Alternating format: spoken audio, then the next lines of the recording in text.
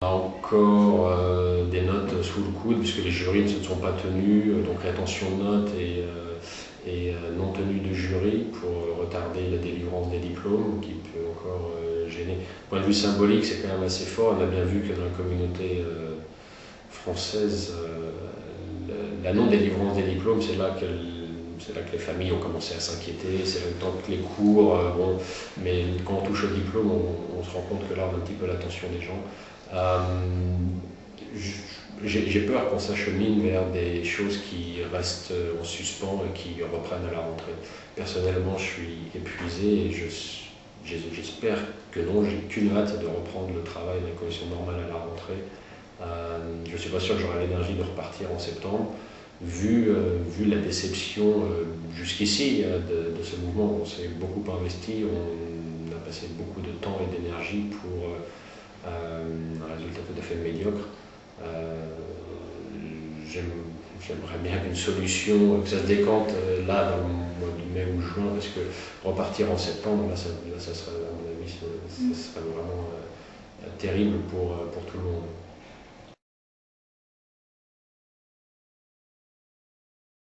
Très pessimiste de par l'attitude du gouvernement, mais pessimiste aussi puisque on voit bien que ça s'inscrit dans un mouvement qui est beaucoup plus vaste, et pessimiste parce que ça fait très longtemps que ça dure. Ça fait 40 ans que l'université française est en déliquescence. Le problème, c'est qu'il y a des réformes à faire et on a beaucoup d'idées. Il suffit de demander et d'impliquer un petit peu les gens, ne serait-ce que de soulever ce lièvre de réformer l'ensemble du système, c'est-à-dire les filières sélectives et les filières non sélectives, puisqu'on a un système à deux niveaux qui est complètement impossible à expliquer à nos collègues étrangers, par exemple. Mais voilà, pour faire ce genre de réforme, ça c'est une très grosse réforme, il faudrait investir énormément de temps, d'argent pour qu'au final, sur le long terme, on ait des dividendes d'ici 10, 15, 20, 30 ans, je ne sais pas, mais c'est pas du tout le genre d'approche du gouvernement qu'on a. On ne s'inscrit pas du tout dans le très très long terme dans ce sens-là, on s'inscrit sur le très court terme à essayer de faire des économies sur des choses essentielles. Et voilà, c'est pas comme ça qu'on fait des réformes. On voit bien que ce gouvernement, c'est juste de passer en force. Et donc, à ce jeu-là, je suis pas sûr qu'on puisse vraiment tenir la distance. Donc, moi, je suis assez pessimiste. Et en plus, le contexte en ce moment, le contexte économique, fait que, bon, alors déjà, le système universitaire est assez obscur pour la plupart des gens, mais en plus, le contexte économique, on ne peut pas non plus espérer que la population française va d'un seul coup s'intéresser un peu à l'université, au sort de l'université, quand on voit voilà, que les ouvriers sont obligés de séquestrer leur patron pour qu'on parle un peu d'eux. Effectivement, le problème de l'université, à mon avis, c'est une des raisons qui explique, entre autres, le peu de bruit qui est fait notre mouvement. Un des facteurs, il y en a d'autres, mais effectivement tout ça cumulé fait que voilà, je suis très très pessimiste.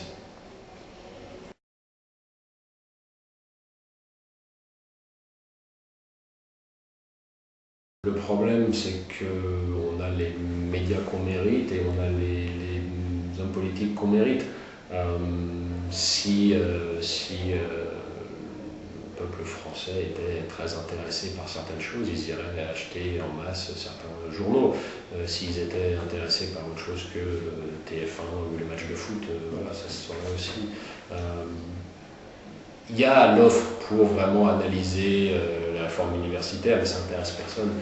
Comme les élections européennes n'intéressent personne. On a l'impression que ça ne nous concerne pas parce qu'on n'est pas à la fac, parce que nos gamins ne sont pas à la fac, ou parce que l'Europe c'est loin et du coup on n'aura pas voté le 7. Mais pourtant ce sont des choses qui ont un impact très fort d'un point de vue symbolique, mais aussi sur le pratique de la vie de tous les jours.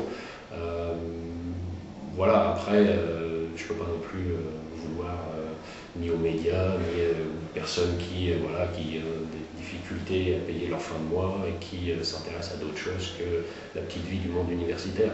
Mais quand même, j'aurais espéré que des domaines comme la santé ou comme l'éducation attireraient quand même un peu plus l'attention de la part d'une population qui, bon, voilà, qui est un peu amorphe. On a eu des mouvements importants dans la rue, mais